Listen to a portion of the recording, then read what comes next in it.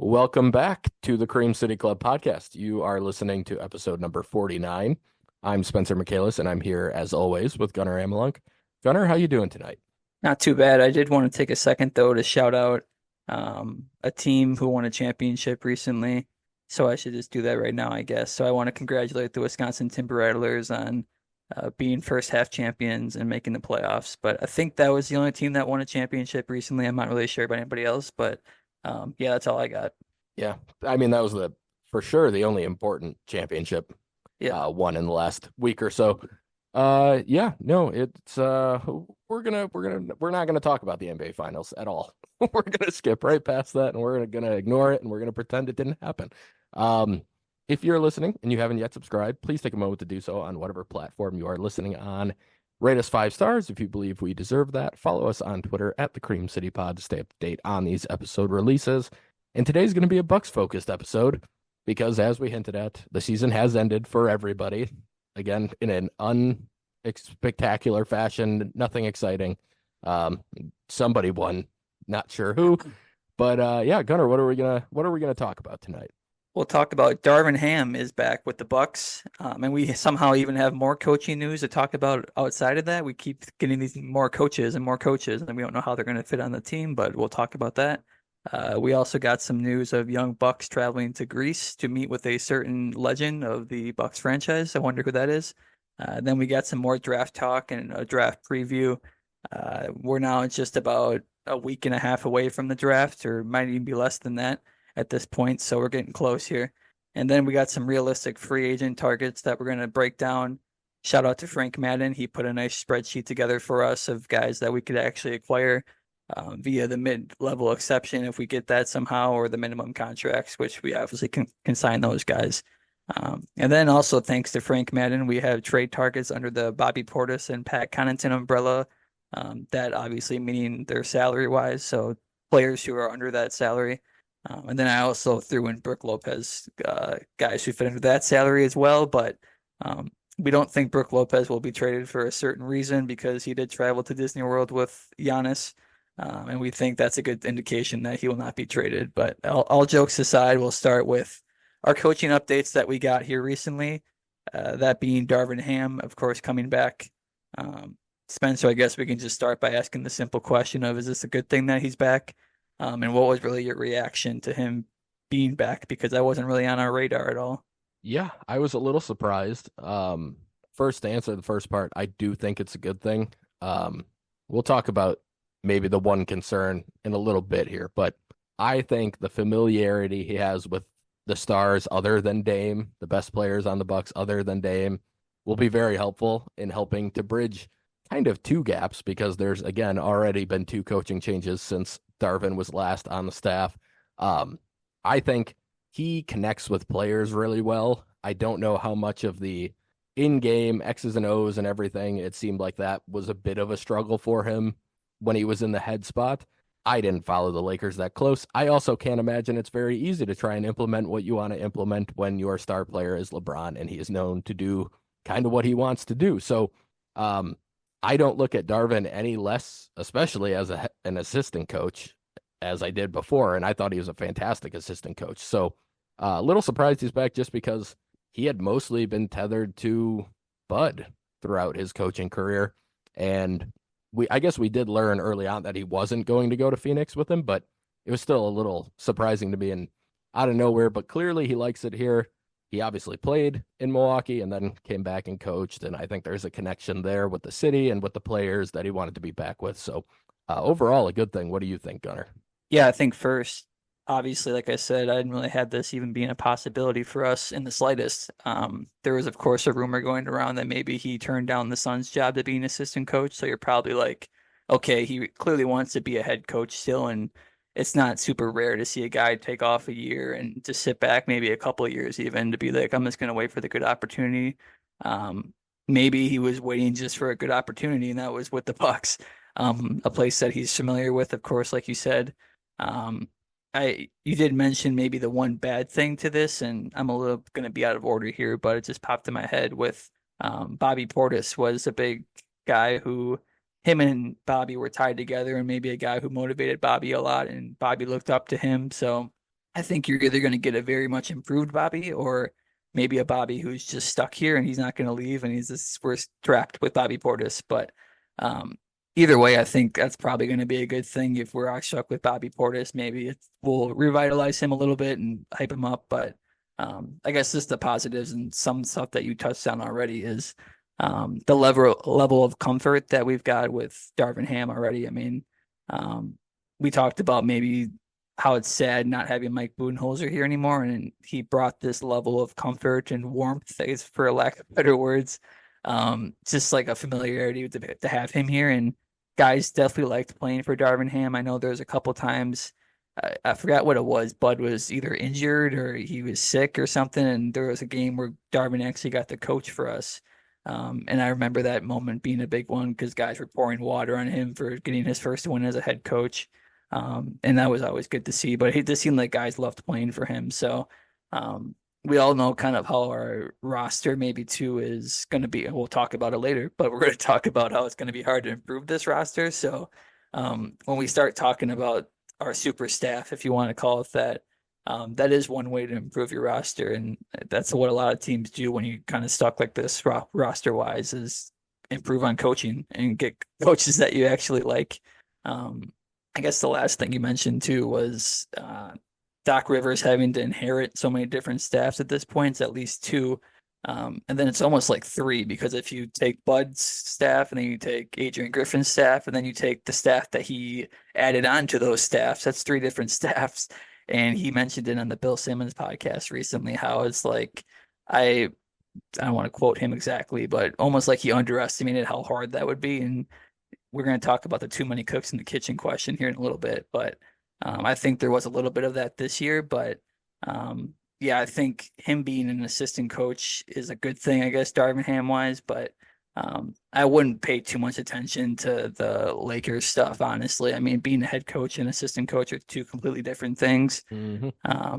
And was he great as a head coach? Probably not. I didn't watch the Lakers all the time. I don't really know what was going on there, but I know what he was doing for the Bucks when he was here, and it was all good things. So that's all I'm going off of. And yeah, I guess I'm happy that he's here. Yeah. And then I guess along the line of forming that quote unquote super staff like we were talking about, he did add a couple other coaches from outside of the organization who have not been around the Bucks before. Jason Love being the first one. He was hired from the Sixers. He was on Doc's staff with the Sixers, and then he was a holdover for Nick Nurse. I will say, when there's an offseason change in coaches and the new head coach holds on to an assistant, that means they proved themselves to be pretty valuable, or they showed that they had value pretty quickly. So I think it's notable that that happened. And it's also a little different for Nurse versus like Griffin having holdovers, because I don't think Griffin had a say in some of the holdovers. I would imagine Nurse had complete say over what his coaching staff was going to look like. But Love is, in my opinion, from what I've seen, he seems like he's kind of the Oppenheimer replacement. He was the shooting coach, or a shooting coach, for the Sixers. I don't know a ton of what he does outside of the shooting stuff. I'm sure every assistant coach has more responsibility beyond that, but I do think that's probably the main thing. Makes me wonder if he's going to be the guy working closely with Giannis and taking Oppenheimer's role in that way too. Either way, whoever they end up using as the shooting coach, I just want them to figure out how to make Giannis shoot free throws decently and quicker. That's all I want. So if Jason Love can do that, welcome to the staff. I'm going to build a statue for you. And then the other one that they added was Greg Buckner. He was the associate head coach under JB Bickerstaff for the Cavs, meaning he was the lead assistant, which is what Darvin is being brought in to be under Doc. He's known for more of the defensive side of coaching. He was given a lot of credit with helping the Cavs make their big jump defensively a couple years ago into the top 5. It seems like, to me, this might be a sign that maybe like Dave Yeager, they don't expect to be back, or Rex Kalamian, however you pronounce that last name. Those two were brought in mostly for the defensive side. So it's interesting to me that this is a high ranking assistant too. Like, this is a guy who was a lead assistant on a staff, being brought in for defense, I would imagine. So it'll be interesting. Again, the other report we have to talk about is that even after all of this, the Bucks are still trying to bring in Sam Cassell as an assistant. And I feel like that's going to be hard to do given Darvin's already been given that lead assistant role.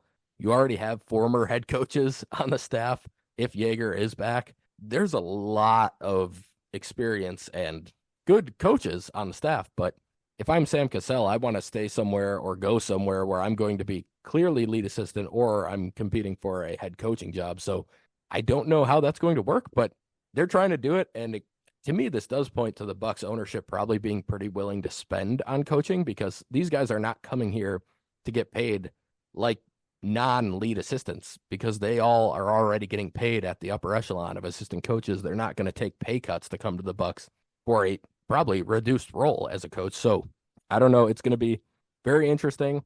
I do like the idea of forming this kind of super staff. And Gunnar, you made a good point that when it's hard to improve the roster, one way you can absolutely get better is by improving the coaching staff and just improving the development and the ideas and the ways that they can play and doing that through their coaching staff. But personally, I do get worried a little bit about the thought of, too many cooks in the kitchen, like people say.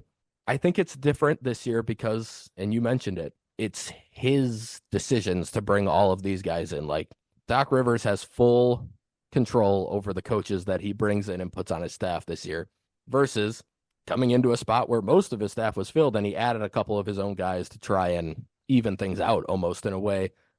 Now he's already let go of some of the Bucks holdovers.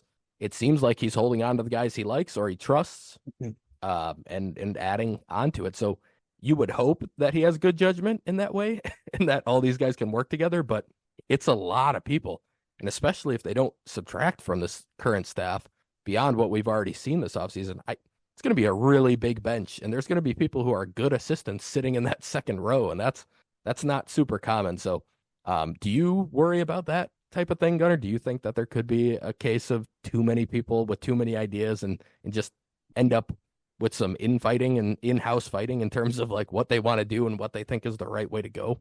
I think I did at first, but then I started thinking about it more because that Sam Cassell rumor has been around there for a while. And even when we didn't have Darvin Ham and it was just Sam Cassell, had this question, and now we might have both of them. But I'm kind of more viewing it like an NFL staff, and I don't know if that's actually how it's going to be ran, but they have coordinators, right? So if we do have Dave Yeager here, he's almost like our defensive coordinator in a way. So if you kind of pair up coaches that way and you put them together, like, okay, Yeager does defense and somebody else goes with him for defense, and Prunty's known for drawing up plays on offense, so now he's going with that guy. I think that's a good thing. They do have head coaching experience, which we're all human. I think that's definitely going to rub maybe some people the wrong way because you want your voice to be heard sometimes when maybe you're not used to it not being heard all the time because you don't get the last say. But I think this was more of a concern with what we saw, as I already alluded to, and what you alluded to the last year, where you've got all these guys who you didn't hire yourselves, and they had a different expectation of a role where now you're jumping in and you're like, wait, this is how I want it to be run, but I don't run it like the last two guys have run it. But now in this scenario, Doc's hiring these guys and they know what their role is going to be. It's not going to be much of a question at all what they're expecting. So, and I think, I mean, if I don't want to bring up a bad memory too, but Adrian Griffin and Terry Stotts, I think although those guys were hired sort of together, it seemed like they were separate and they didn't have a clear understanding what their roles were going to be. Where right now, if you're getting hired by Doc Rivers, you know what's going to happen. But I guess one other small aspect too, and that I was thinking about with Doc Rivers is when you think about his character a little bit, I think this shows a lot of maybe who he is now.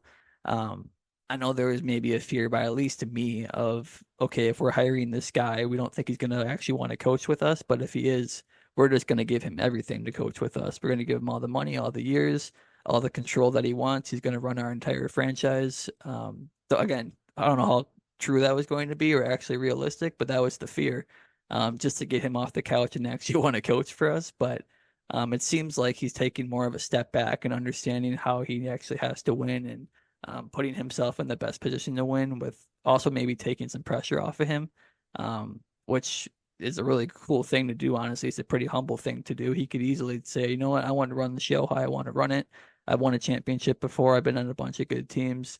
I don't need 5 other coaches who have experience to come on my staff. I can just get some guys that will be yes men for me and move on, which maybe they will because they're friends with them. It's happened sometimes, but it's going to be good to maybe have some bickering in that staff too. And guys, that's when the best stuff happens is when people disagree. But I think they're going to have that respect there. That's where it's not going to go over the line of maybe like a Terry Stotts. We're not going to have the drama of what we saw this year. So um, maybe slightly, actually a lot less concerned now, I guess, with what the concern would be with the super staff because I just feel good that knowing that Doc's putting it together himself and we're in a good spot right now.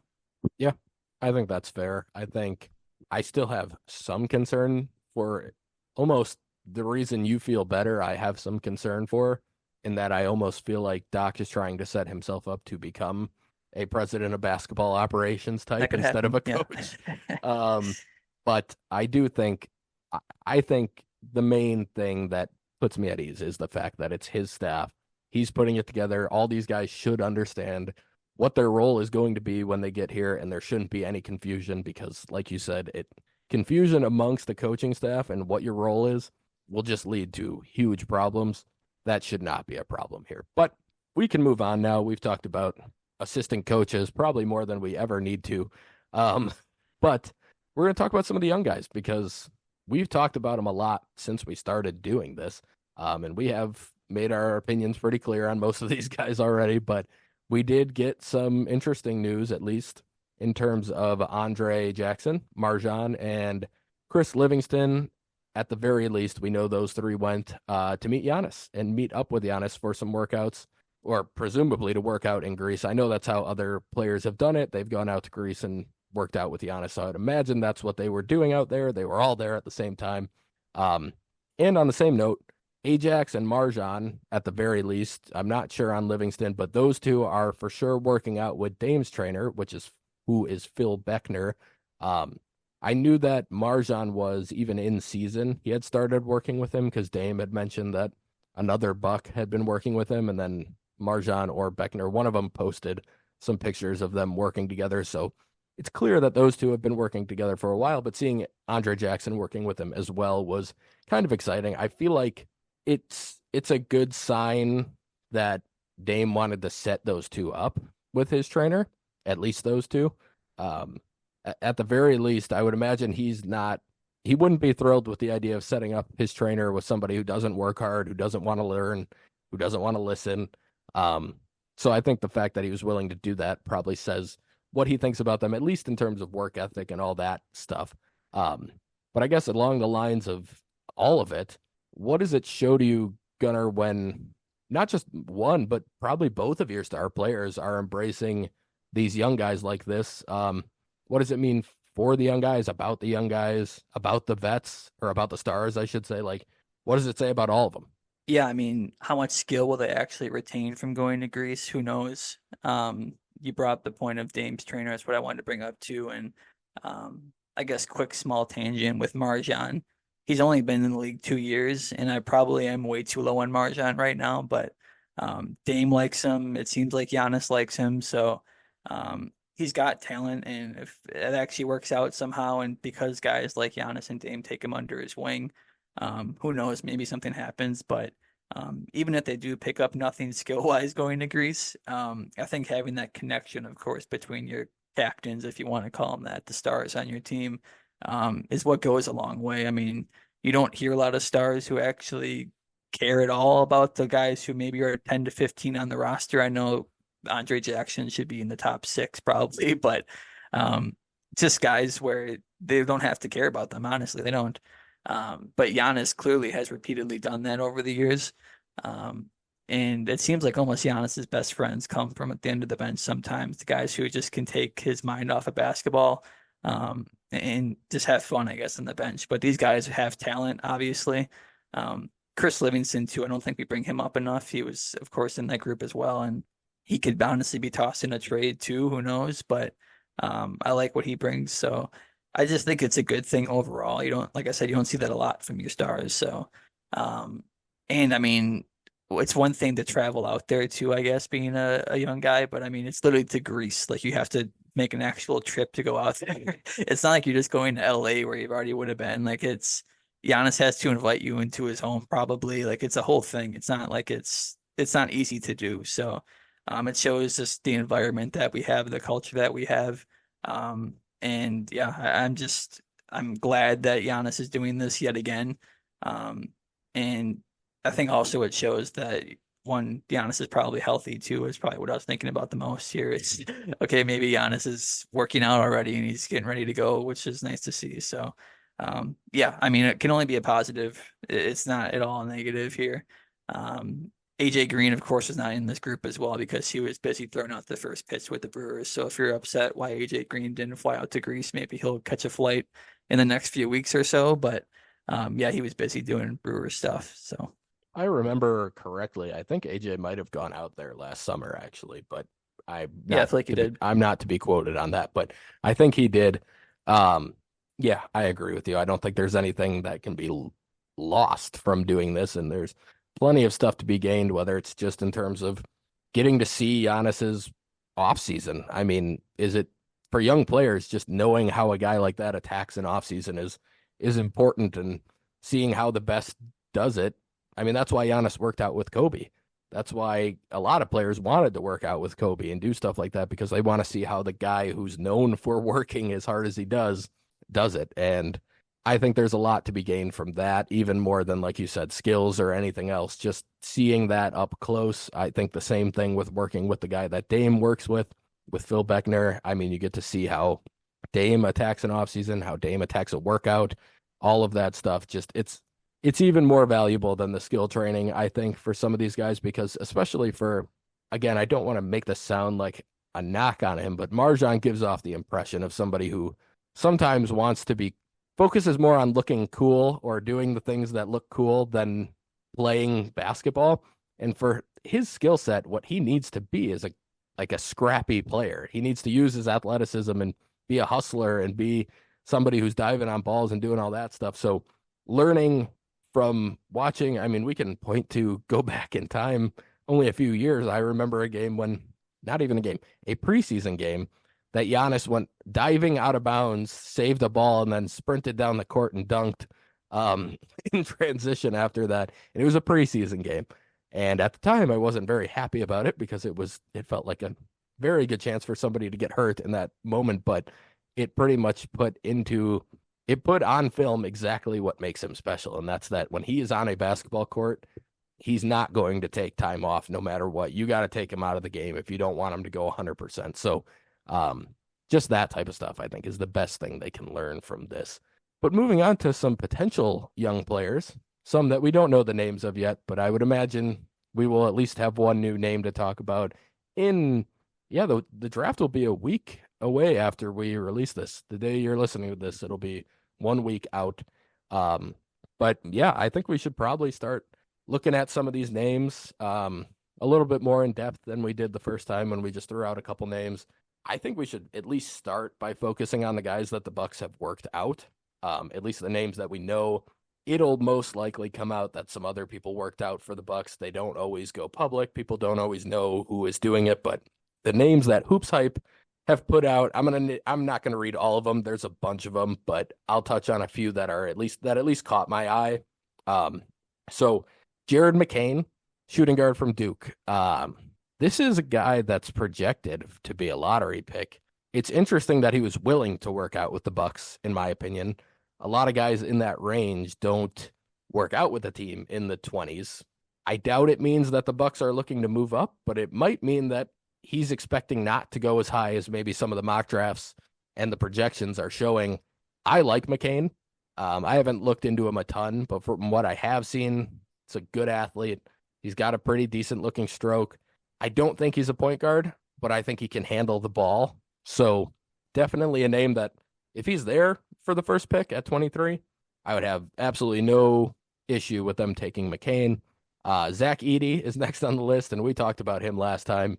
If you're looking for a potential Brook replacement in almost the same exact build, but even taller, that's probably your guy. Do I think he's going to shoot like Brook can right now? No.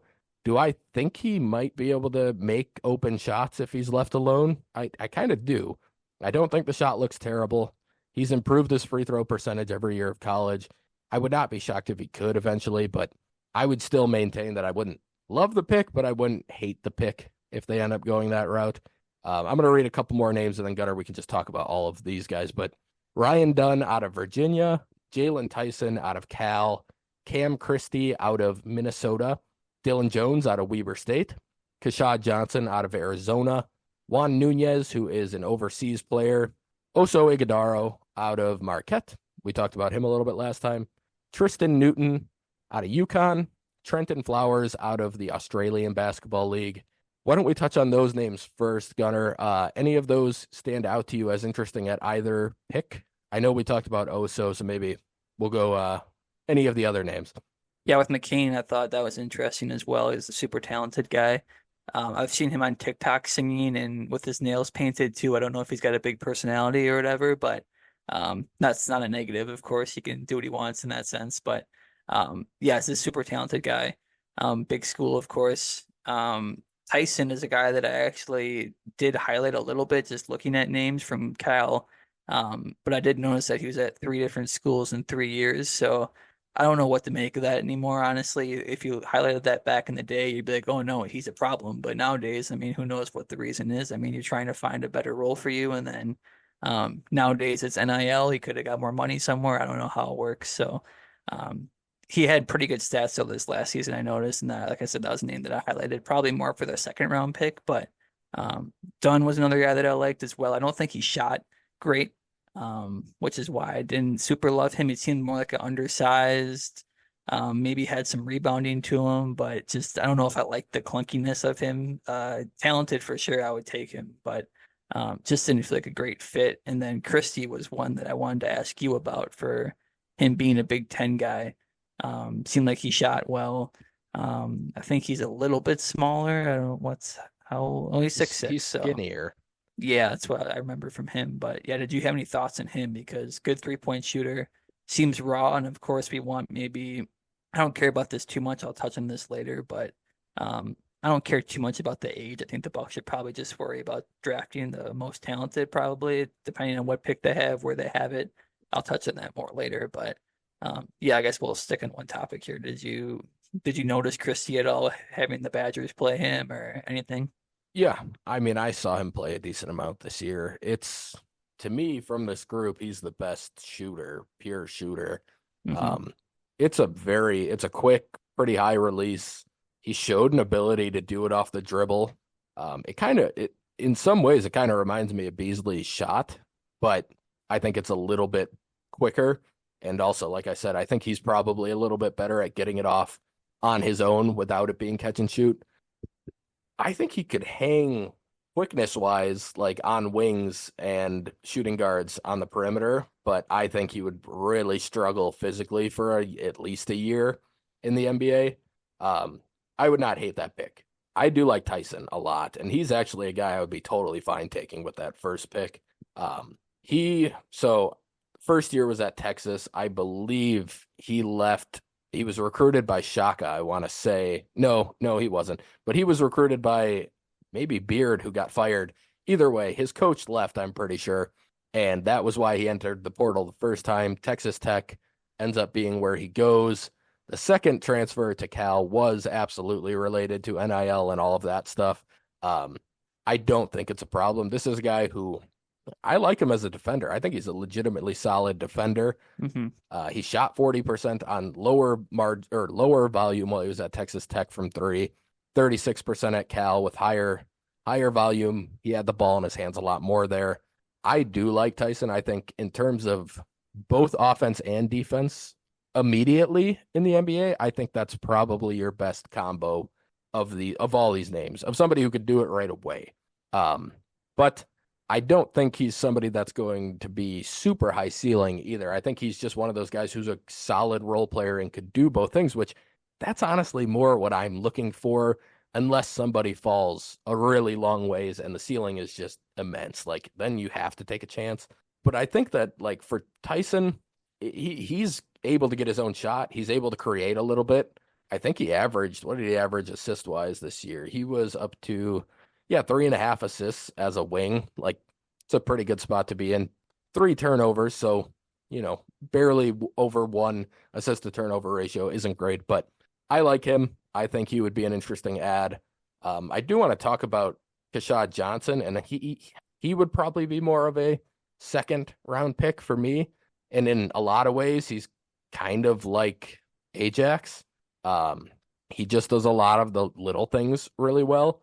Older guy, I think he'll be 23 when he gets drafted, maybe 24.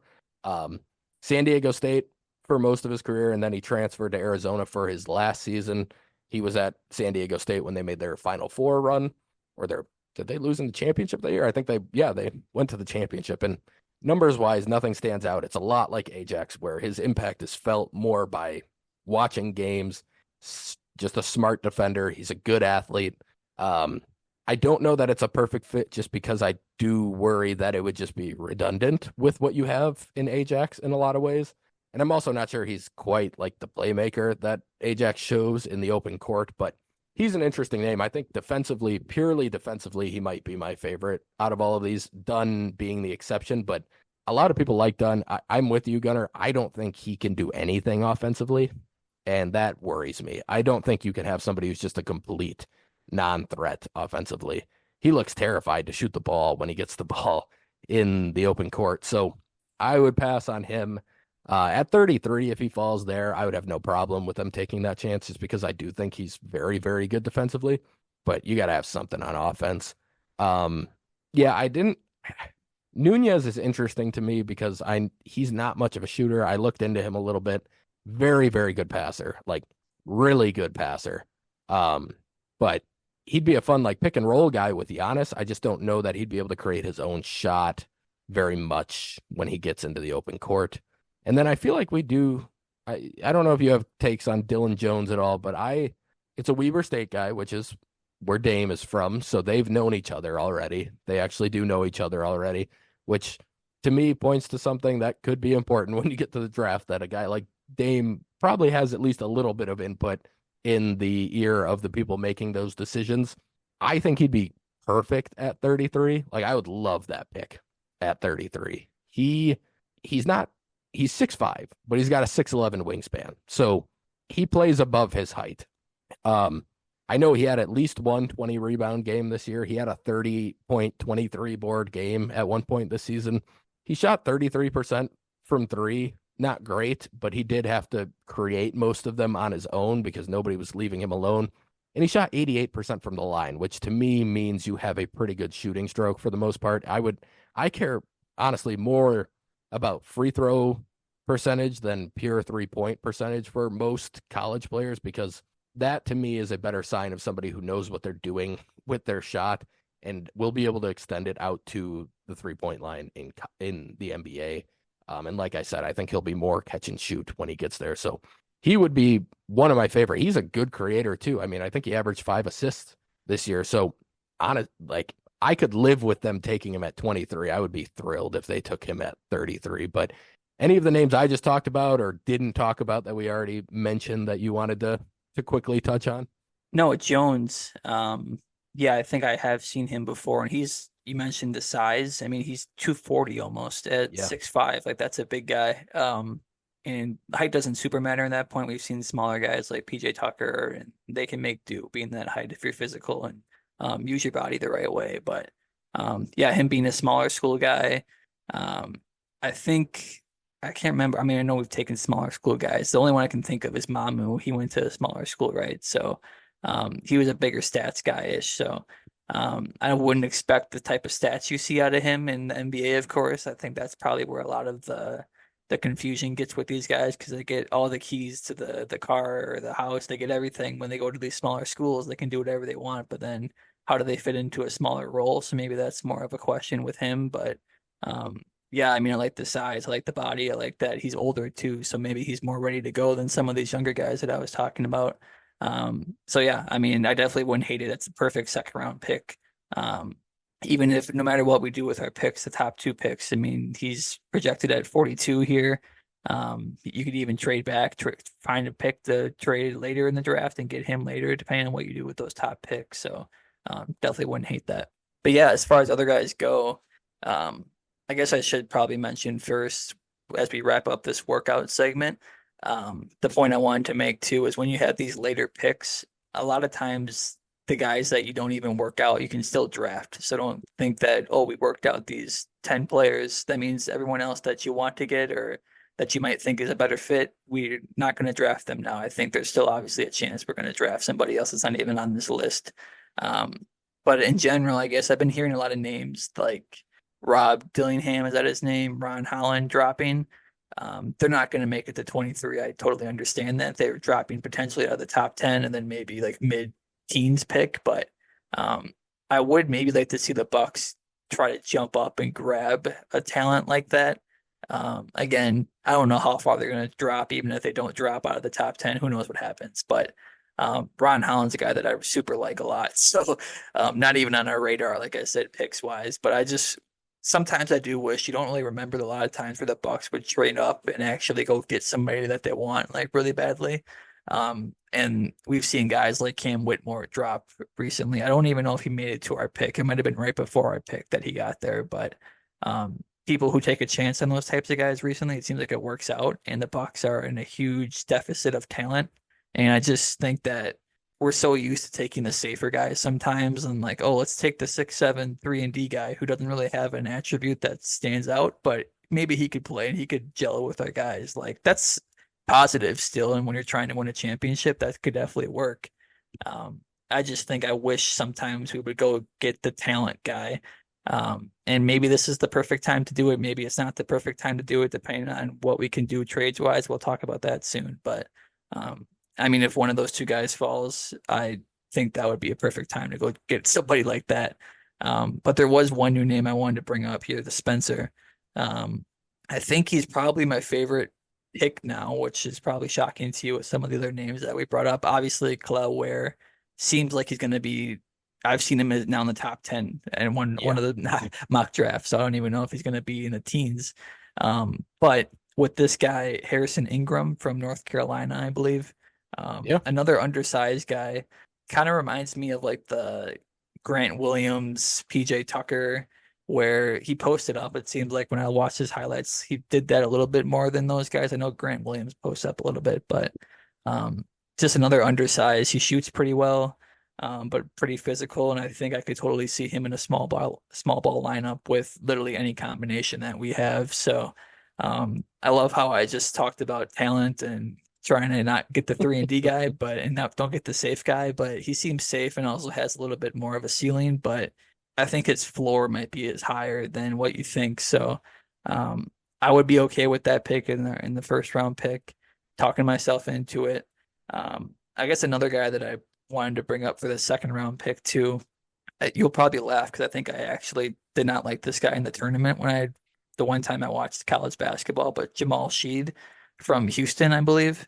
Yep. I saw that he actually was a really good defender the last few years, and he was probably on a all defensive team in college, I Oh think yeah. at one point. He's a Um, great defender.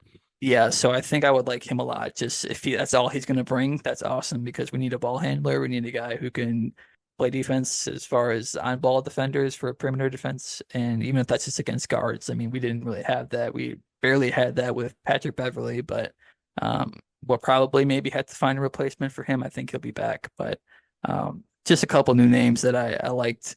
Um, yeah, I guess that's all I got for the newer names. Did you have any new names that you liked? Did you like those names? Yeah. Um, Ingram's definitely interesting to me. I do like his game. He was at Stanford first, and I actually saw him play at AmFam Field against the Badgers. And he was one of the few guys who looked like a legitimate like NBA player on that court that day. And you could see it. And then obviously when he transferred, he had a lot of suitors and ended up at North Carolina where he had a really solid season. Um, in terms of Jamal, I've always liked him a lot. I think he got into a position where they let him and kind of forced him to shoot a lot more than you would ever want Yeah. him That's to. why I didn't like him. Yeah.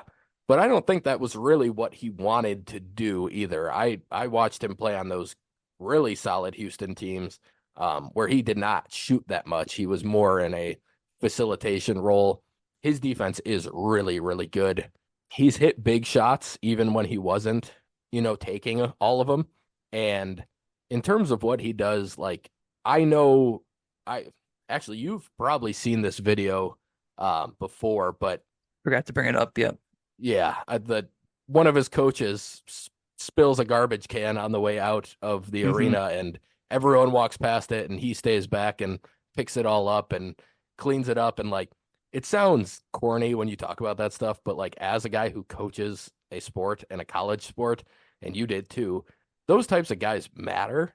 And when that's your arguably your best player who does that, that sets a really big tone for the team. So I think in terms of like fit and personality and all of that, like he would be perfect. I know he would work super hard.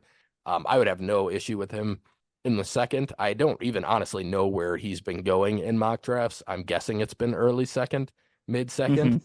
Hmm. Um, but he's a guy who I mean, I would never put it past him to outperform where he gets drafted just because of the way he operates as a player and as a person. So definitely would have no issue with that. I guess the only other names I've seen that are interesting to me that we haven't really talked about and weren't on the workout list, Tyler Smith, center from the G League Unite. We know that the Bucks have been willing to draft, or Ignite, I should say, have been willing to draft players from there with Marjan. Um, I think he's probably the best shooting big man available in our range. Like, I think he's going to be able to step out and shoot really well. There's a lot of development left for him. I do think he's probably not a guy who would help a ton early on, but I mean, talent wise, you're not going to get too much better at the big man spot in terms of the ceiling. Um, a name you brought up to me at one point, Collier out of USC. If you're talking talent and guys who can go get a bucket and score and do it, like he's one of those guys that might develop more in the NBA and might be a better fit for the NBA than he was even in college. And then Bub Carrington from Pittsburgh. He's a taller guard. He has been mocked around the Bucks a decent amount. I don't know that he would again, I think he's very skinny. He's a freshman coming out of Pitt. Not exactly the common story you see for early first round picks. Like a lot of first rounders are not coming out of Pitt these days, but he's kind of like Darius Garland in a way, but he's taller, and that's kind of what I see when I watch him. And Garland took a year or two to get into the league and really start performing, but I like Carrington. I think he's the type of guy who, honestly, you could compare him to like Anthony Simons, who the Blazers drafted in as a good fit for Dame, and I think you could argue whether Simons actually was, but I do think Carrington might be a little bit more of a defender than Simons is. Um, yeah, those are the names for me. I don't know if you've got any thoughts on any of those guys, but they were all somewhat interesting to me and guys that I haven't seen work out, but I think will be around the Bucks pick, and I wouldn't have any issue with them taking. Yeah, Collier was the one that fits more the mold that I was talking about with the talent wise. I think he does have a lot more talent than what he's even shown. Um, I know Jacoby Walter was probably one of the guy that I wanted to bring up. It seems like he was a solid fit as well. I'm not sure on the ceiling for him, but just seems like the classic guy that we would actually want. And defense, the intangibles seems like that's what we want there too. But no, I guess that was pretty much it there. But I Actually, I guess the did other I did come oh, up with we got another one more name. son I of actually a don't all know how you right. say his first name. I think it's Bobby Clintman. Um, he was at Wake Forest his freshman year, and then he went and played in I think it's in Sweden.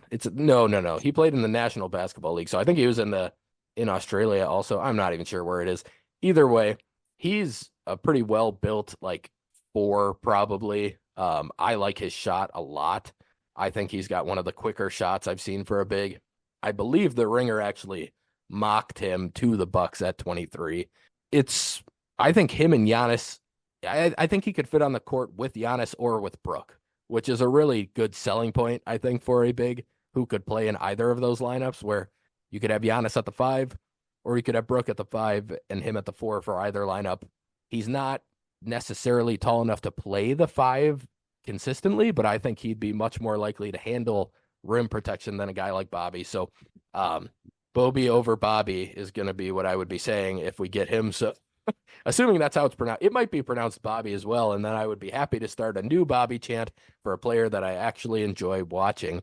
But yeah, I think that's all of them now. I probably have more that I would think of, but we're going to skip past that because we already talked about it a lot. But I guess the only other thing we should probably talk about is that the draft has been separated into 2 days for the first time, or at least in my lifetime. I don't know if they did it beforehand. There used to be a lot of draft or a lot of rounds in the NBA draft. I don't know if you've ever looked at a 1970 NBA draft or anything, but there were like 10 rounds in those things. So, but they split it into 2 different days. I guess the only thing for the viewer, these have been going really late lately because they are making it a huge thing pageantry wise. I think it's probably a good idea because it'll let the kids on day 2 actually get some screen time and have them able to be talked about. Because even think back to Jokic, he got drafted during a Taco Bell commercial and they didn't even talk about it when he came back. like that's the guy who's a 3-time MVP and nobody even hardly knew he got drafted.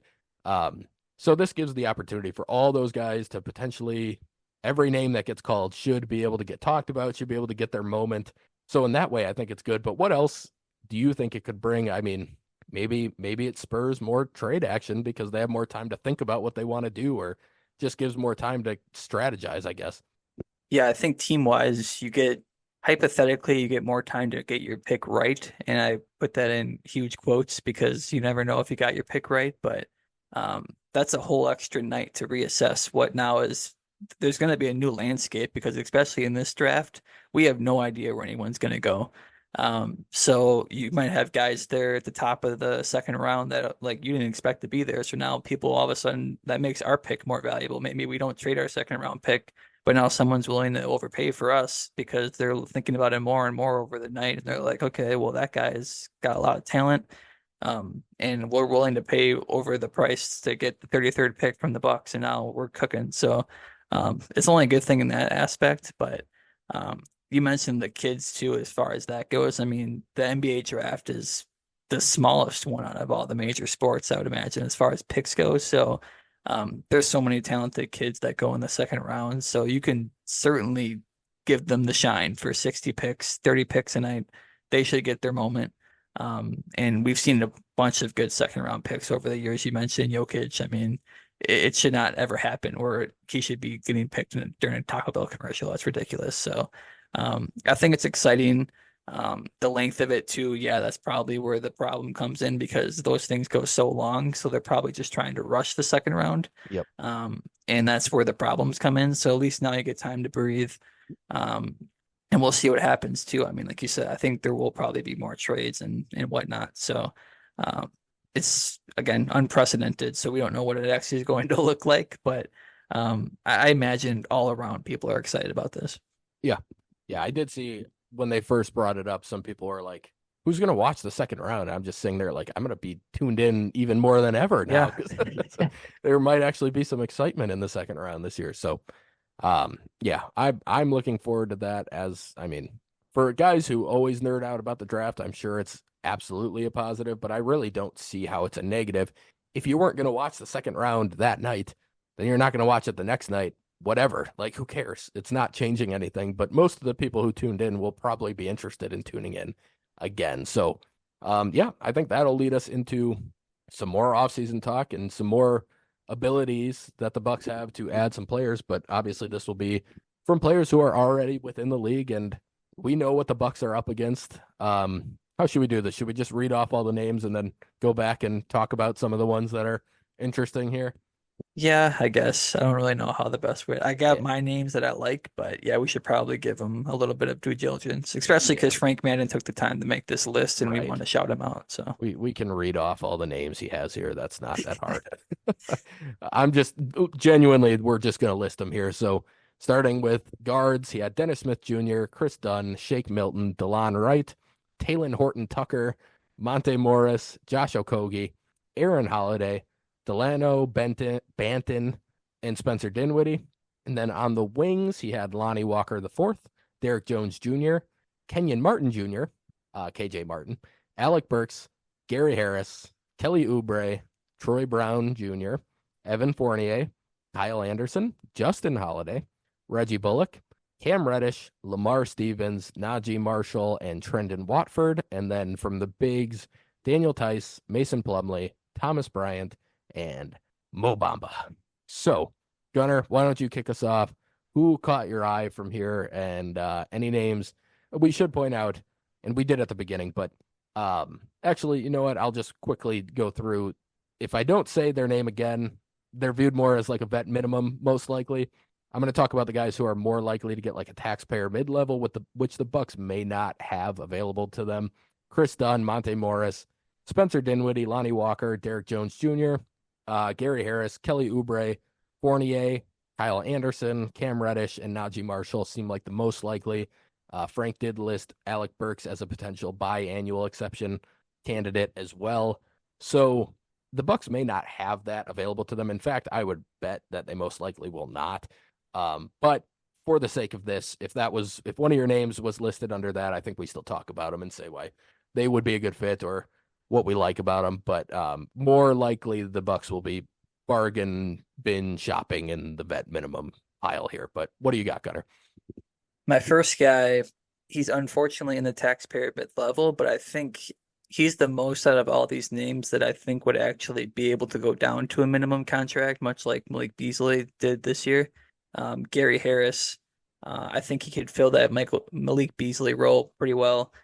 Good shooter, not as good of a shooter, so I don't expect these huge blow up nights that Malik Beasley had.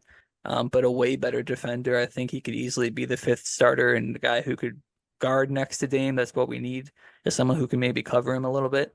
And why I think he's a minimum guy too is he's had bigger contracts in the past. I think he was over $10 million the last 2 years, and he's played 20 plus minutes, but I don't think he's necessarily in that group anymore. So it makes a little bit of sense that he would fall back and would be willing to take a minimum to win a championship this year. It just, to me, fits the bill.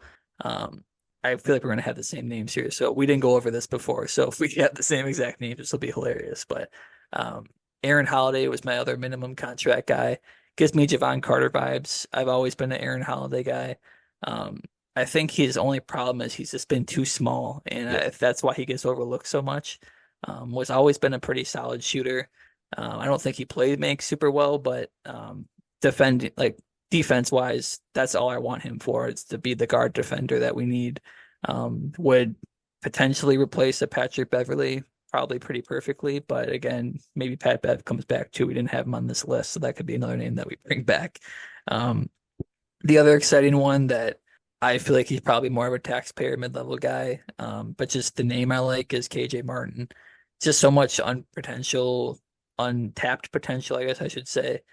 Maybe too much of a project, I guess, at this point. I thought he would have played more in the Sixers, and he didn't really seem like he played a ton. So, but athletic wing, those guys are always fun. He's got talent. You could literally get a bargain here if you got him.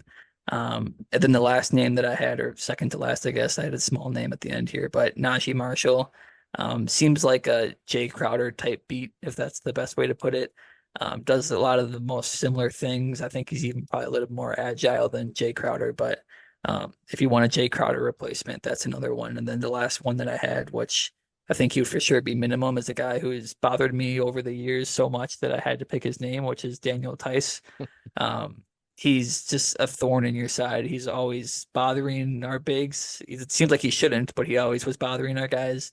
As a backup big, you never know what happens with trades and which one of our big men goes if they don't go. But that would be a pretty good, solid backup big option. A guy you don't really need to play when it matters, but will fill in the minutes and he's going to fight. So those are probably the only names that we had here.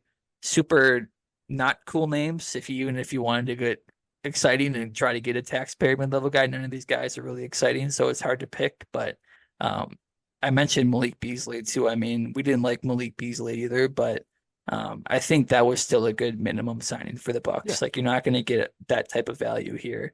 I would be shocked if any of these names are that type of value, honestly, if you're talking about talent and what they could bring. But we just need somebody to fit our mold better, who actually might be able to play in the playoffs or whatever. So who did you have? Like I said, I'd be shocked if you have different names, but Maybe you do, and you can talk me into it. No, you overlapped on a lot of them. DeLon Wright is somebody that I do like quite a bit, I and I left him was for you. interested in Yeah. adding at the deadline. He's probably really the only name you didn't mention that I was kind of looking at, and I do agree with everything you said on all of those guys. Really, I do think that Aaron Holiday has some Javon Carter to him. Um, I think KJ Martin would be a fun guy to bring in and just try to. Uh, I mean, you said it best. It's untapped potential. You have an ability to potentially get a guy who can be a role player right now and has a little bit more left in the tank. But obviously, you're most likely, if he does have a great season, you're probably losing him after the year anyway because you wouldn't have bird rights or anything. But it would still be fun to be able to do it and see what he's got. I do like Lamar Stevens a little bit. He always has caught my eye because he just plays really hard and he can make shots and he's a solid defender. Um, and then if we're going to be, depending on how the draft goes and what's all available for backup bigs, I do like Tice. He'd be my number one out of these. I could be talked into Mo Bamba. I don't love him as a player. It's so much Thon to me. I don't love him, but I do think he's more in control than Thon. He's more built than Thon. I think there's still untapped potential for him too, and maybe learning from a guy like Brook could help unlock that. But yeah, you're not going to be getting great options in this. I mean, it is bargain bin hunting, but it's something that the good teams tend to find value in. The best teams tend to find value in these spots. Um, Derek Jones Jr., I doubt he's even, when Frank put this out, he had the taxpayer mid-level on him. I bet he's getting more than that now with how well he played in this playoff run. But that was a guy that they got for relatively cheap, and they were able to just kind of fit him in. And I would love to see some athleticism here. That's the thing. This isn't the most athletic group. Um, it's hard to really find anybody like I could be talking to Lonnie Walker just because of that, like in a way where you see somebody who's that athletic. He's still young. He's shown an ability to shoot the ball at times, but I do think he's more going to be in that taxpayer mid level. Like I don't think he'll be there for a vet minimum. So yeah, Okogie showed some things at times with the Suns, so I could maybe be talking to him. I could be talking to any of these names other than Taylor Horton Tucker for the most part. I think he sucks. And I will never forget. How could anyone forget when the Bucks signed Giannis to the Supermax and they're talking about it on ESPN and our boy goes on there and goes, yeah, Giannis signed this, but have you seen what the Lakers are doing? Have you seen what Taylor Horton Tucker did the other day? Like they're going to win. They're going to be a force to be reckoned with. They didn't. That was the most insane thing in the world that they took a Giannis Supermax staying in Milwaukee thing and shoved it into Taylor Horton Tucker Love, who sucks. He's not good. Yeah, literally every other name on this I could probably be talked into. Mason Plumlee, I actually like, but I don't want to watch him shoot left-handed free throws, so he's getting crossed off just because of that. But otherwise, I could be in on anybody on this list. I think we can move on to our last thing here, which is trade targets. And again, we got to thank Frank Madden for laying out some solid names who are in that sub $12 million range, which is where we need to be specifically for any Bobby trade. But also some of these names will fit under the Pat umbrella as well. So before we get into that, Gunnar, is there a world where we not only keep one or both of them, but extend one or both of Pat and Bobby? Yeah, with something that we haven't actually mentioned a lot, because you didn't actually ever consider this happening. These are guys that we're trying to get rid of for quite a while now, months, half a year at least. But since the season has ended, our two extension eligible guys are Bobby Portis and Pat Connaughton. I One, this popped in my head with the Darvin Ham conversation that we had earlier, because Bobby does get along with Darvin Ham. He's a fan favorite. He has a lot of talent. Like I can see a world where we keep Bobby Portis and it works out. But I also, everything in my brain tells me it's not going to work out and it's not going to happen. But the reason why I brought this up though is because I can maybe see a world where Bobby Portis does get extended somehow, just keep the talent in the house. And if everything else doesn't work, trying to trade him, he's a fan favorite. He's a team leader in some aspects. He has a voice in the clubhouse, if you want to call it that. I don't know what the basketball term is, locker room, I guess. Um, Pat Connaughton, I don't know what I would do if we signed Pat Connaughton to somehow an extension. He already has a pretty bad contract for his value right now. Not horrible. It's probably still tradable, but he's got probably 1 year too long that contract went, and you had to do it at the time. But to think that we add 2 more years onto his deal would be absolutely ridiculous to me. But um, I know you're going to say you don't want to re-sign these guys because I don't either, as far as that I don't want them on my team necessarily. But can you see a world where Bobby Portis, I assume you're the same thing on Pat Connaughton, but can you see a world where Bobby Portis gets extended this offseason? Yes, it's a world that is burning and I am unhappy in. But yes, I can. I can see Bobby getting extended. It would not make me happy, but it would not completely shock me either. Like you said, for better or for worse, the guys love him. Oddly, coaches seem to like him in Milwaukee. I don't know if that's just because of his personality. I don't know how I could coach him and like him, but apparently they can, so good for him. Um, but yeah, I don't know.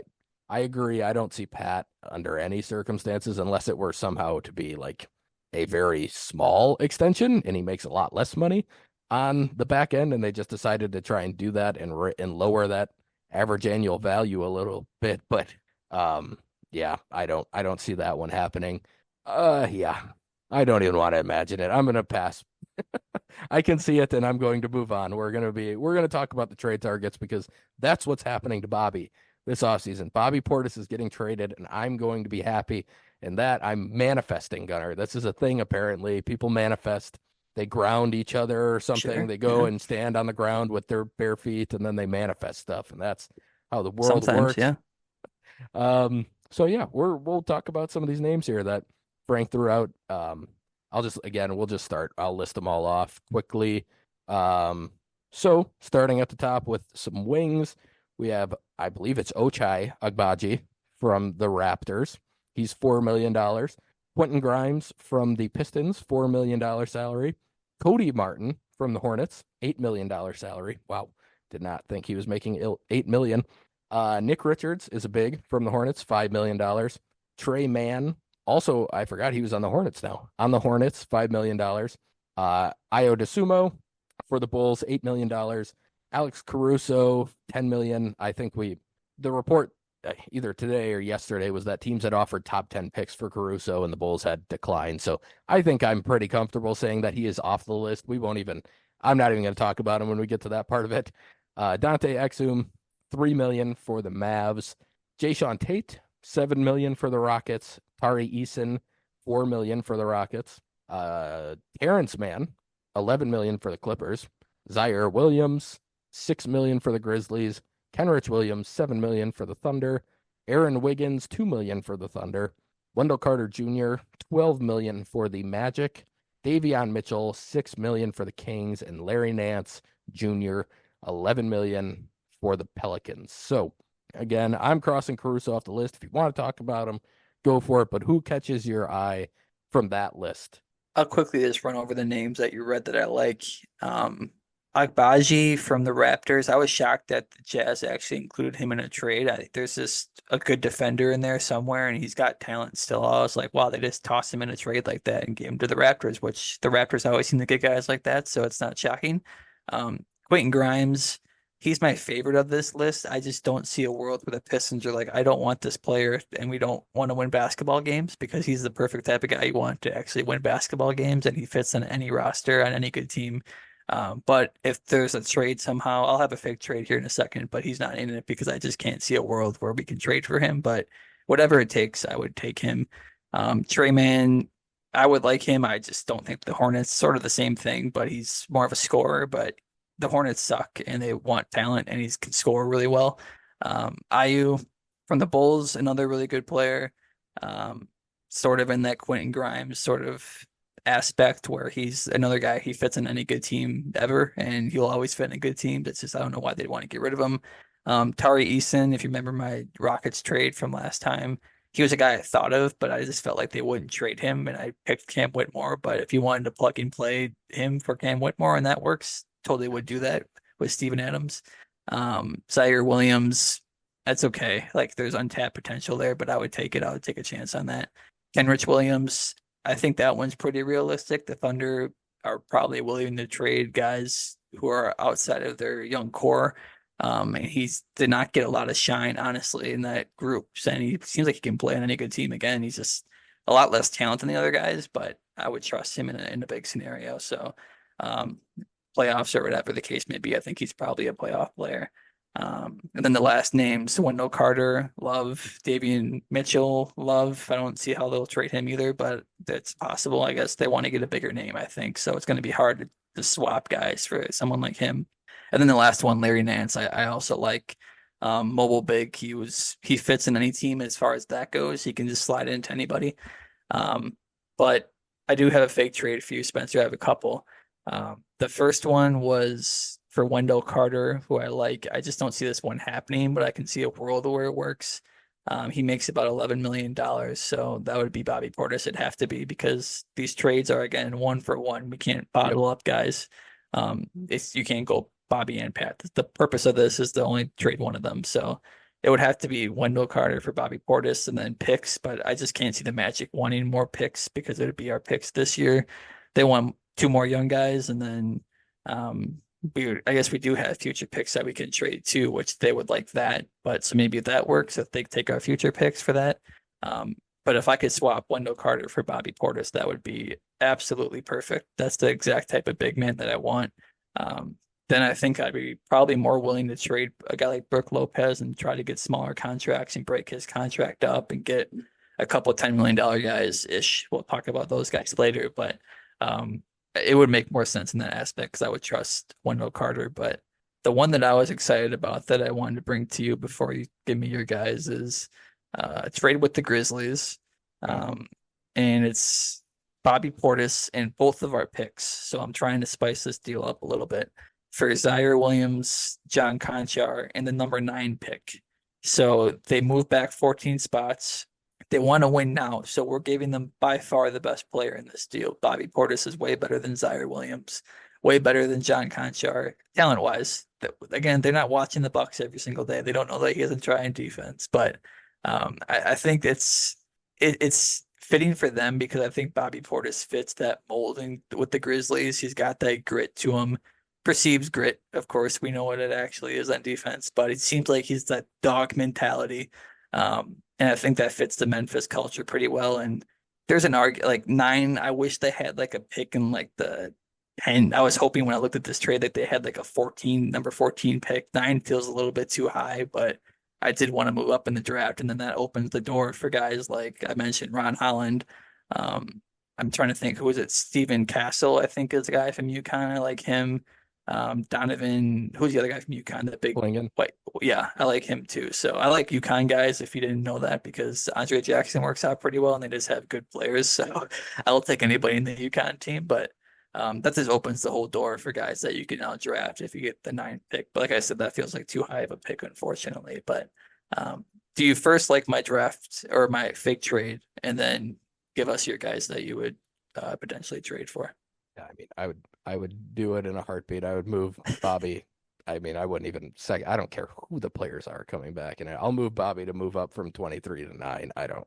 You can give me anybody. Williams is at least like you said. There's some ceiling there. There's some athleticism, and his shot looks better than what his percentages say to me. I think he seems like he should be a decent shooter, and Conchar seems like every time he plays, he does pretty decently. He just doesn't play very much, so I would have no problem. I would do that without a doubt, which to me means that the Grizzlies probably would not, but we'll see. I mean, it would make some sense for them in some ways, but I think they could probably do better than Bobby if they were going to move down 15 picks or 14 picks in the draft too while doing it. But I would do it. To answer that question, yes, I would do it.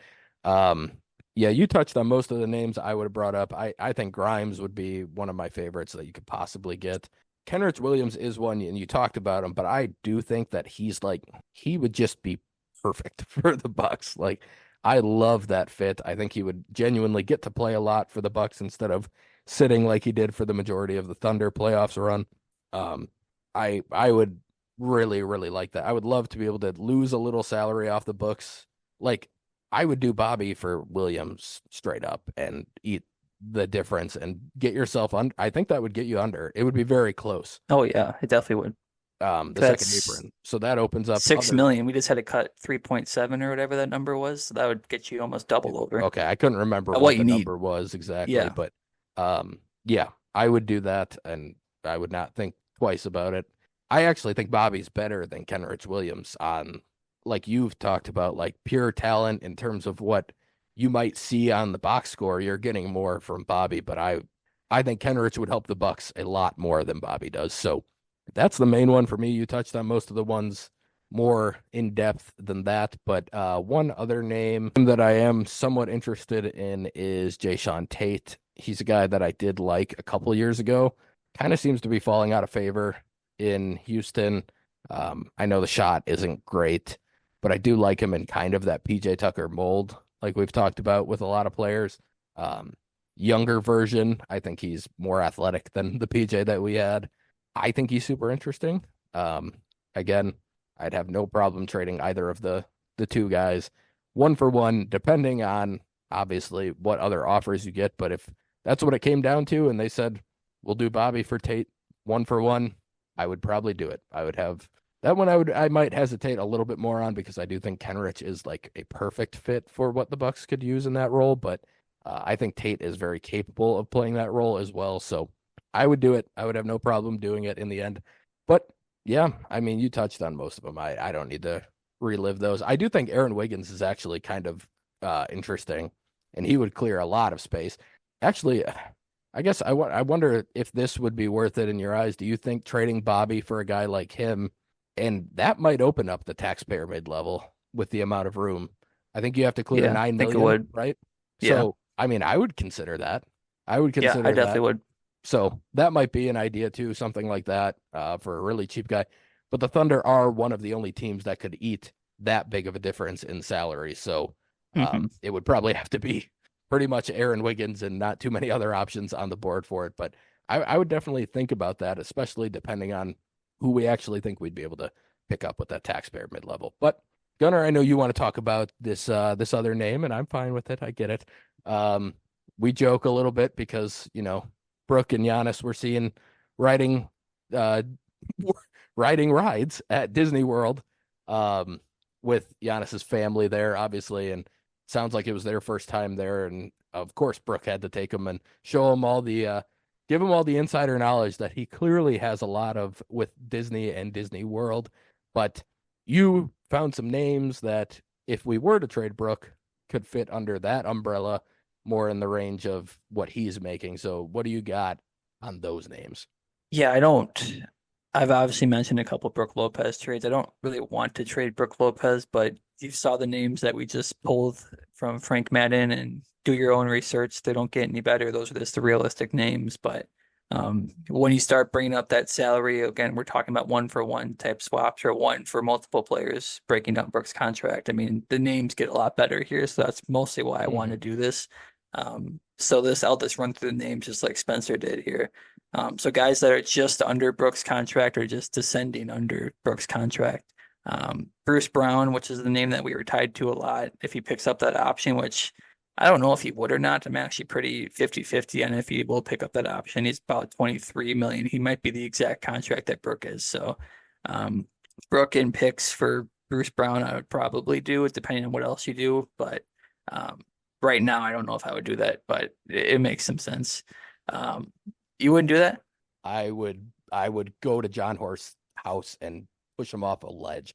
I would Well, be I said depending on what else you do. Yeah, I wouldn't do it right now, but and picks like this year's picks, like if they wanted Brook and like the second round picks or Brook and something, I would probably do that, honestly. I would be he could leave after a year. Like, I'm not Yeah, I and then I'm guess. I not guess if we don't paying. have bird rights, if we don't have Bruce Brown bird rights, I I think probably you wouldn't. would have Bruce Brown bird rights, but I also don't want to pay Bruce Brown 30 million when he goes and gets that contract. Like I would He shouldn't get $30 million, but no, he maybe. shouldn't, but someone will. I I guess in would that not. sense. I wouldn't even. No, no. I would do I Bobby and maybe would. Pat if you could combine those and get Bruce Brown and be happy. But If I got my Wendell Carter trade, maybe I would do it then. But maybe.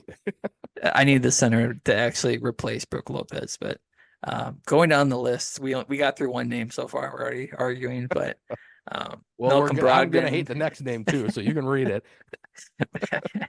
Malcolm Brogdon. Again, I'm just reading the names off here. Names that are interesting that we would somewhat like. Um, that's a trade that I would not swap both those guys for. I mean, you would have to, but you got to give me picks on that side of it to make that work, and I still wouldn't do it. DeAndre Hunter is a guy that I like a lot from the Hawks. Would have to be close to a 1-for-1 still. I think he's like $22 million. Marcus Smart, I don't think that's going to happen. He's probably one of the most unrealistic ones because, again, the reason why I picked the Grizzlies for a Bobby Portis trade is because I think they want to win right now. And yeah, I don't think they want to get rid of a guy like Marcus Smart, and he barely got to play with that full group that they brought him in for. So, doesn't make a lot of sense. Norman Powell, I don't know how much, I forgot how much he makes, but you're getting close to the 1-for-1. You don't know if they can fit in somebody else to help that deal out. I wouldn't do that. Keldon Johnson, I like from the Spurs, get younger, three. I hate when people call him 3 and D. I don't think he's got really any defense, so he's not really much of a 3 and D, but he can score. A lot of untapped potential. Colin Sexton, we were tied to last year before we got Damian Lillard potentially. Like him, much more of like a Javon Carter, but on steroids type of player. Can do a lot more stuff. Jonathan Isaac and the Magic, I like. Would also be a perfect big man to play with anybody that we have. I think he's about 17, $16 million. So you could probably squeeze in somebody else too. I know they got some young guys, so you can make a trade work in that sense. Bogdanovich, we all know that signing that went haywire when we did not get him and we thought we got him. So him on the Hawks right now, but was almost a buck at one point in our championship year. Kevin Huerter's a name that's been flying around a lot with the Kings. I don't know why I wanted to say Jazz. Um, like I said, I think they want to trade him and like Davion Mitchell for a bigger name to get a bigger star. I don't know if they'd be worth trading like a Brook Lopez. I wouldn't do that 1-for-1 either. But if you gave me, I think it's actually too much money, barely. I think I actually sent you this trade at one point, but Herter and Davion Mitchell for Brook. I think that's like maybe less than $1 million over. That means we can't even do it, which that's how it works now when you're in the second apron. Zach Collins on the Spurs, his money's probably too much again, but you can maybe fit in some young guys in that. But I know he played with Damian Lillard in Portland, so maybe there's an old friendship there. And he did have some talent at one point. I liked him a lot as like a big man who can stretch the floor. Interesting. Karis LeVert, tradable guy, but doesn't make a ton of sense there. Lou Dort would love on the Thunder as well. Seems like probably our best trade partner, whatever what happens, but he's too much for Bobby Porter, so it'd have to be Brook Lopez. Mitchell Robinson, same thing. I don't know if I would do that swap. It just seems like a little bit of you're not stretching the floor anymore, and you would decrease a lot of salary. I don't know what type of salaries that they had to match with that, so you're probably dropping about 8. So maybe you can open a taxpayer mid-level too with that one. So maybe that's more enticing because you can get a new guy with that. Dennis Schroeder, backup point guard. I like him. It's funny, I actually didn't like him for a while, and then all of a sudden he changed his whole brand of a player and he started playing defense some more. And it's like, okay, well, that makes you valuable now. Grant Williams, we all know that story. He's too much for Bobby Portis now, so it's going to have to include a Brook Lopez trade. So wouldn't do that. Herb Jones, love Herb Jones. I would maybe try to work out a trade with that.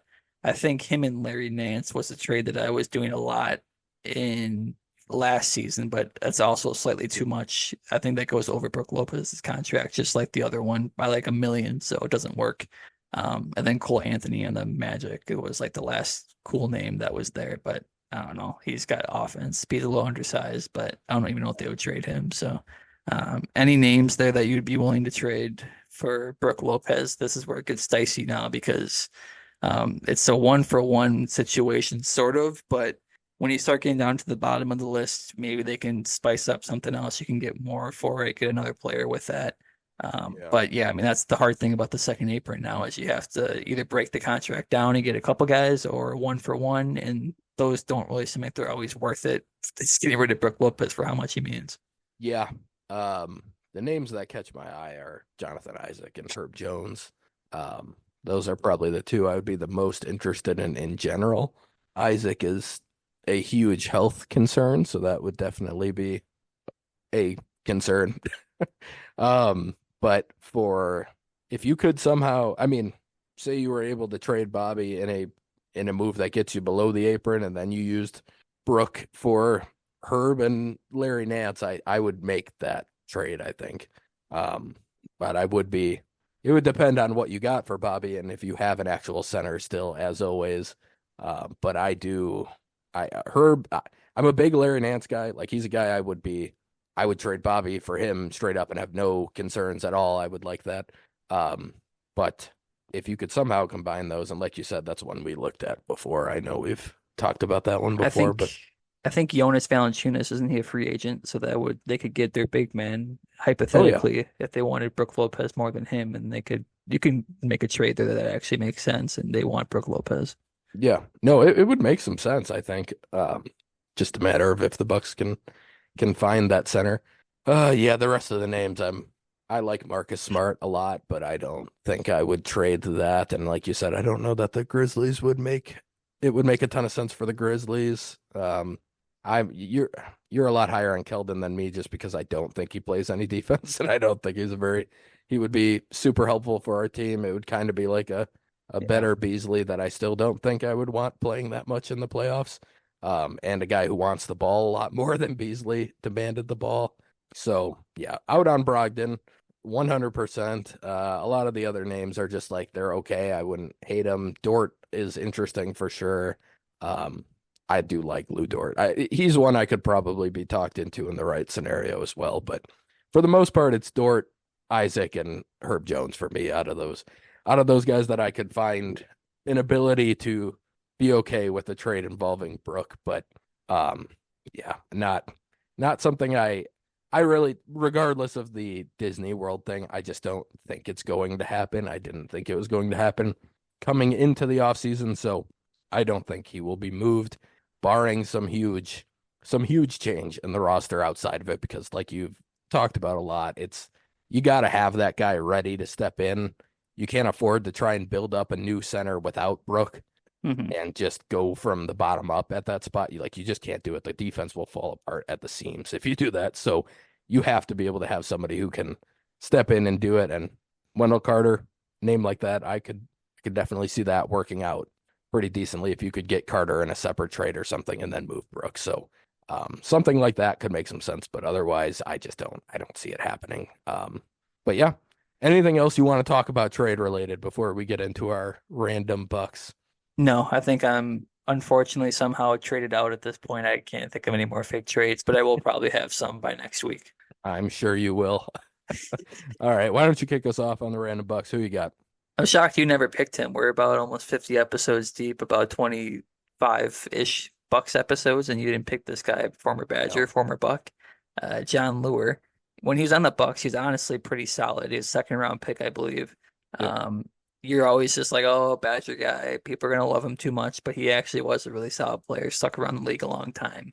Um, and the one thing I saw researching him, and I forgot about this, I knew it happened, but at the time it made a little bit of sense. But if you remember in 2019, we traded Tony Snell in the 30th pick for John Lure, who he didn't play for us anymore at that point. I think we might have just waived him because We we were did. trying to get off of Tony Snell's contract and we just gave up the 30th pick.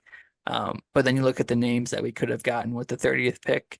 Kevin Porter Jr., he's had some drama in his life, so who knows if that was a good or bad pick, but good player, talented player. That actually was the exact 30th pick. But then after that pick, Nick Claxton went either right after the pick or a couple picks later. Then Daniel Gafford, who you just watched him in the finals and on the Mavericks, went a couple more picks after that. So all just to get off of our friend Tony Snell seems like hindsight seems like, come on, man, we love Tony Snell, and we got to get off the 30th pick too to get rid of Tony Snell. But it made some sense. I think that was part of the trying to get under the tax era a little bit and Yeah. save some money. But nowadays, I probably would have hated that trade in hindsight. But sucks seeing the names and the talent that we could have had maybe with that pick, and then you just kicked it down the road and didn't care about it. So, who's your guy? I'm sorry to make you sad once again. It was first Bruce Brown, and then now I gotta make you sad with a Tony Snell segment It's here. So. okay. I do love Tony Snell. I will always love Tony Snell. Um, I also will always love John Lure. But he was one of my favorite Badgers, and I was very excited that he was a Buck. And yeah, he did play pretty well when he got his opportunities. And I believe he was the same class as John Henson, draft wise, if I remember right. I think I think so. Yeah, it was Hook like went in the first, and he 2011. was the second rounder. And it looked like it was like, oh, two decent big men early on in their careers. And yeah, I could have used Lure a lot of times. I'm disappointed in myself that I didn't use Lure. I have to say, um, but I'm going to talk about the dad of a guy we already talked about today. We talked about KJ Martin, Kenyon Martin Jr., and I'm going to talk about Kenyon Martin Sr. I just remember when the Bucks signed him, he was like 38 or 39 at that time. Like this is an old dude.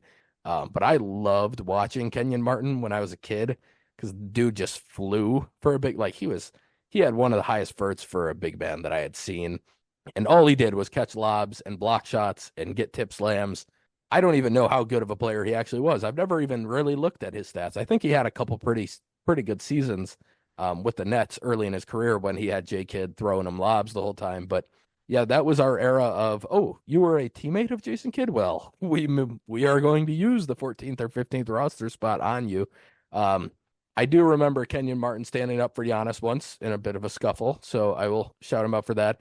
He was terrifying. I would not have wanted to get into it with him at all. He scared me even just watching him on TV sometimes. So he was a very good player in his prime, but he was not really anything for the Bucks other than a vet and a guy who was around just to probably more than anything, he was another coach for a kid who trusted him. And obviously he not too much longer, too much later, we had KJ Martin in the league. So he almost got to do the whole LeBron thing and play with this kid. He should have stuck around. I'm sure everyone would be trying to draft KJ Martin if they knew they'd get his dad on the team too at 44 or whatever. Sure. Uh, but yeah, in terms of what he did on the Bucks, hardly anything.